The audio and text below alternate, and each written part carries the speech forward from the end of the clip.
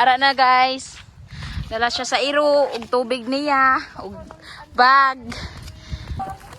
Tanawa ko ang bangs guys, mura magbagol.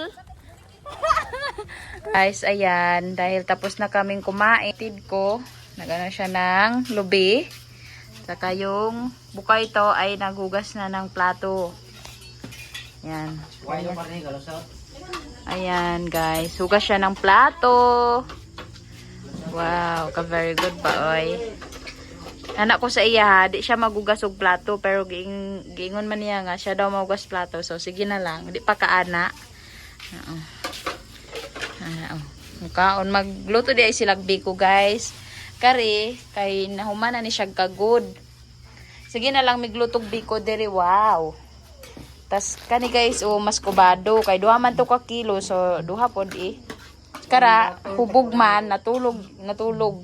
Sila nag-study ang isa. Tapos kara amo ang baby diri sa balay guys. Nagdidi kay nahuman naghigupog sa baw. Mag 7 months old na siya sa 9.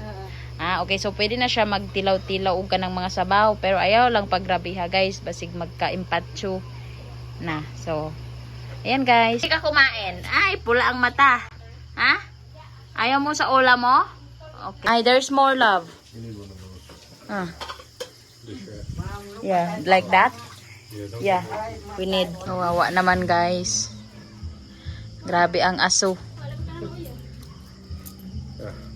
His eyes is hurt. Ito talaga ang aso. Yeah, you need to get yung one at the eye care. Ayan guys. Nagluluto kami ng biko.